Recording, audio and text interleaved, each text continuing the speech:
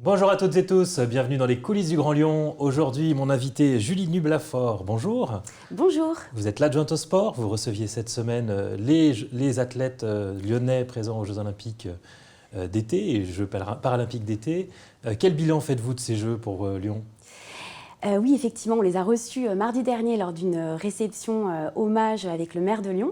Et on fait un bilan, on est tout à fait satisfait. On a vraiment eu de très beaux moments avec eux. Ils ont apporté beaucoup de médailles, mais aussi on a une sélection quand même très importante à Lyon d'athlètes olympiques et paralympiques. Donc ouais, Lyon peut être fier de ses athlètes en général et du coup, ils montrent qu'en fait, on est une vraie ville sportive.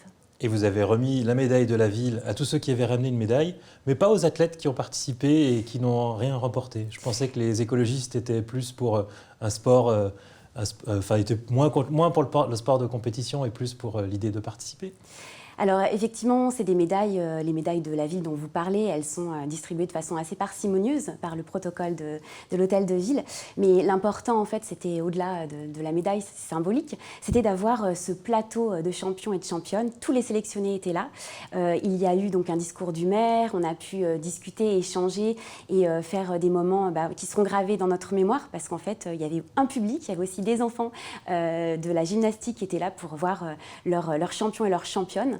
Et c'est vrai que c'est des modèles inspirants et c'est ça qu'on retient en fait, nous écologistes. Au-delà de la compétition, c'est un moment fédérateur, populaire et c'est vraiment ça qu'on fêtait mardi soir. À peu près au même moment, Emmanuel Macron s'adressait aux sportifs français et leur reprochait de ne pas avoir obtenu assez de médailles à ces Jeux Olympiques en fixant l'objectif de 80 médailles pour 2024. Qu'est-ce que vous en avez pensé ? Oui, je ne sais pas, Raphaël, si vous étiez mardi soir à l'hôtel de ville, mais le contraste était quand même saisissant entre les visages de nos athlètes vraiment riants, pleins d'émotions, et puis effectivement les images quand même de la cérémonie à l'Élysée avec le président Emmanuel Macron.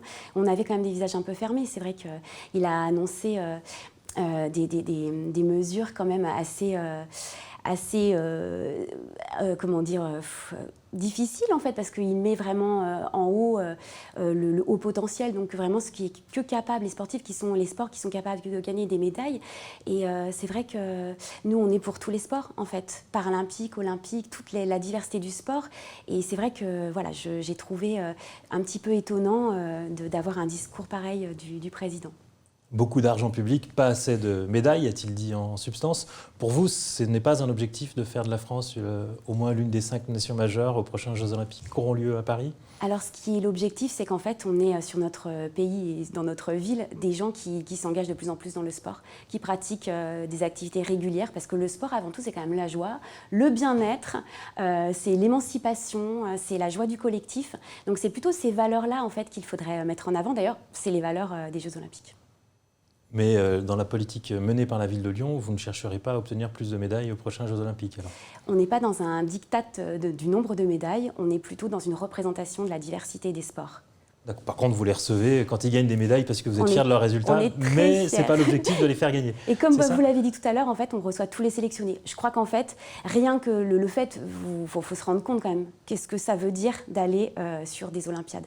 Dans une vie, c'est rarissime, c'est exceptionnel. Alors, avoir une médaille, évidemment, c'est encore mieux. Mais participer à ces Jeux Olympiques, et comme disait Monsieur le maire, en fait, ça y est, ils sont olympiens, on ne pourra jamais leur enlever ça. Ils ont fait les JO. En rapportant une médaille ou non, finalement, l'important, c'est d'avoir participé à cette grande réunion des sportifs. Et venons à la politique menée à la ville de Lyon. Vous avez annoncé 100 millions d'euros d'investissement sur le mandat dans les équipements sportifs. On sait que Lyon est très en retard en matière d'équipements sportifs. J'ai trouvé une statistique. En France, à Lyon, il y a seulement un équipement pour 1790 habitants. Vous connaissez la statistique en France ?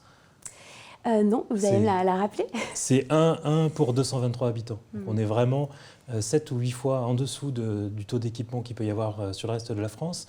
Ce n'est pas un retard que vous allez rattraper puisque vous avez prévu avant tout de rénover les gymnases existants qui en ont besoin, mais on ne comblera pas ce retard.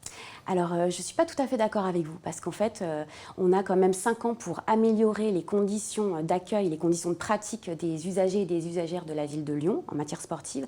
Et vous l'avez dit, on a un plan très ambitieux, 101 millions d'euros qui sont débloqués justement pour des rénovations d'ampleur et quelques constructions significatives. Et ça, évidemment, c'est vraiment un atout pour les futurs sportives et sportifs de notre ville. Donc, on part de très loin, effectivement. Il y a eu des politiques avant nous qui n'ont pas rénover l'existant. Et ça, c'est très important parce que quand on rénove, on peut aussi optimiser, on peut mutualiser. On a des équipements de meilleure qualité et ça, c'est très important pour la pratique. Donc, grâce à ce plan d'investissement, on va avoir des créneaux supplémentaires. On va avoir, bien sûr, de la pratique qui sera amplifiée. Je vous donne quelques exemples peut-être quand même de rénovation. Allez-y. Alors, rénovation, il y aura 13 rénovations d'ampleur.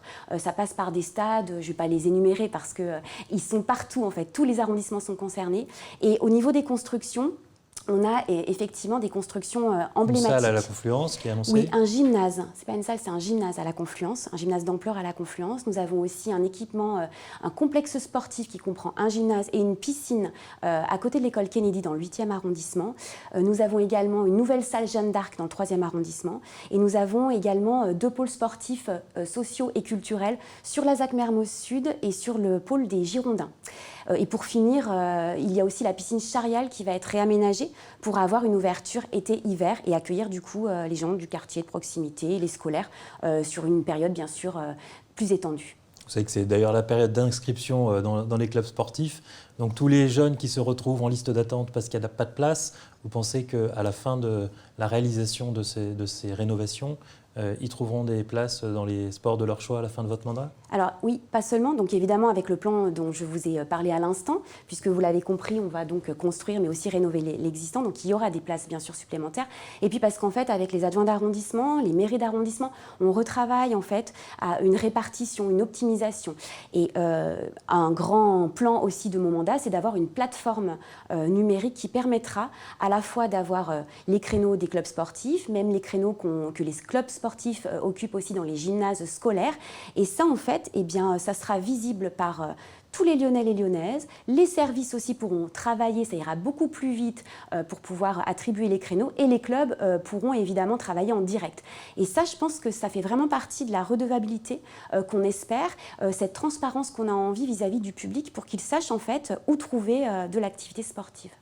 Vous avez dit un mot sur la construction de la piscine du 8e. Pareil, on sait que Lyon est très en retard en la matière. Encore un chiffre pour donner l'ampleur du retard. En France, c'est 38 habitants par mètre carré de piscine. À Lyon, c'est 70 habitants par mètre carré de piscine. Pareil, ce n'est pas un retard qui peut être comblé en un mandat. Non, ce n'est pas un retard qui peut être comblé en un mandat, effectivement. En revanche, là, on a proposé donc, des solutions concrètes.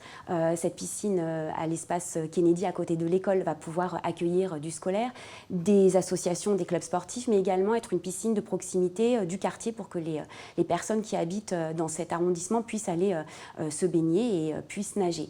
On a également, je vous ai parlé de la piscine Charial, qui là aussi va être une piscine, se rajouter à nos piscines qui sont ouvertes toute l'année, comme VES, par exemple, qui accueille aussi des clubs l'été. Et puis, on travaille bien sûr avec les services des sports sur davantage peut-être des ouvertures plus matinales ou plus en soirée. Ça, c'est encore à l'étude. C'est vrai qu'on a aussi besoin d'avoir plus de ressources humaines, de travailler sur ce fonctionnement-là aussi.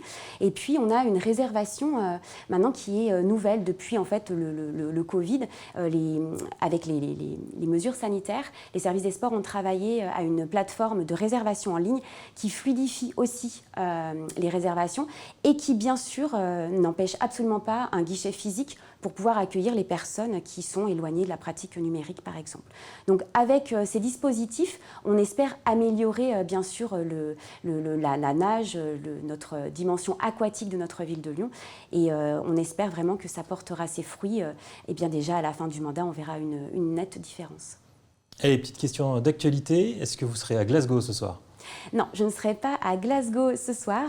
En revanche, je vais regarder avec le maire, on regarde souvent des matchs. D'ailleurs, il y a un an, quand justement l'Europa League recommençait, on était ensemble pour regarder le match, je crois que c'était le Bayern, OL Bayern.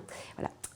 Donc, oui, ce qui était le dernier match européen de l'OL était la demi-finale de la Champions League en août 2020.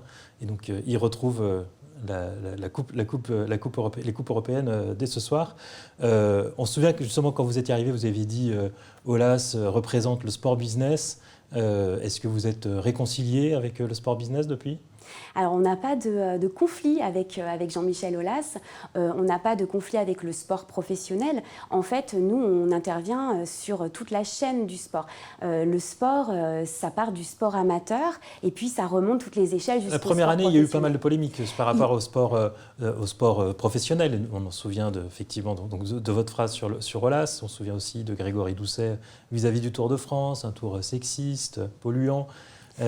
Ça avait plutôt dit que les écologistes n'étaient pas pour le sport business. Alors, ce n'était pas tout à fait comme ça que ça avait été repris dans la presse. Il y avait quand même eu vraiment, on va dire, des phrases qui avaient été un peu mises bout à bout et qui ne correspondaient pas à ce que voulait dire Grégory Doucet. En fait, les écologistes n'ont rien contre le sport professionnel, rien contre le sport en général. Ils aiment le sport et c'est pour ça qu'en fait, on est exigeant et qu'on a envie, quand on travaille avec Jean-Michel Aulas, quand on travaille avec le sport professionnel, les équipes professionnelles, on a envie en fait d'impulser ce qui nous tient à cœur. On veut un sport sobre, on veut un sport qui puisse durer, on veut un sport qui respecte des normes environnementales. Et donc en fait, on a quelque chose à faire avec eux. Il y a de grands sportifs qui commencent à avoir un peu des plaidoyers en ce sens. Je pense à Nicolas Karabatic par exemple, qui se questionne sur ses sponsors, qui en refuse aussi. Et nous en fait, c'est ce qu'on veut faire, c'est qu'on veut un sport qui soit plus respectueux de la planète, pour pouvoir en fait continuer juste à donner de la joie aux gens. Il doit prendre sa part aussi dans la transition écologique. Puisqu'on est sur ce sujet, vous avez vu qu'à la rentrée, la nouvelle cour d'école dégenrée a fait un peu polémique. On a totalement reproché aux écologistes d'être contre le foot. Comment vous avez vécu cet épisode? Alors, moi, j'ai regardé l'émission que vous avez faite justement avec Stéphanie Léger. Elle a très bien répondu, je crois, sur cette question. Je vais répéter tout simplement ce qu'elle dit. Il n'est pas question d'enlever des sports. On n'est pas là pour choisir et enlever des sports. On est là plutôt pour concerter. Et surtout, il y a une dimension, bien sûr, de réchauffement climatique qui fait qu'on a évidemment à travailler la végétalisation. Et du coup, cette végétalisation eh bien, permet aussi d'avoir peut-être de nouveaux usages. Voilà. Et c'est les enfants qui peuvent nous faire part de ce qu'ils ont envie de faire. Le foot, le tennis, plein de sports différents, les échecs. En fait, une cour d'école peut être repensée. Et donc, je laisse Stéphanie Léger sur ce sujet. Elle vous avait très bien répondu la semaine dernière. Et les dernières questions. Les écologistes ont commencé à voter aujourd'hui pour la primaire et choisir leur candidat. Vous avez une préférence ? Oui, effectivement, moi je soutiens Éric Piolle comme de nombreux collègues, soit adjoints ou d'arrondissement ou même métropolitains. C'est un peu le candidat des élus de la ville de Lyon. Oui, je pense qu'il a beaucoup de soutien dans la ville de Lyon. Eh bien, Julie Nublafort, je vous remercie. Et puis moi, je vous dis à demain pour une nouvelle émission des coulisses du Grand Lyon.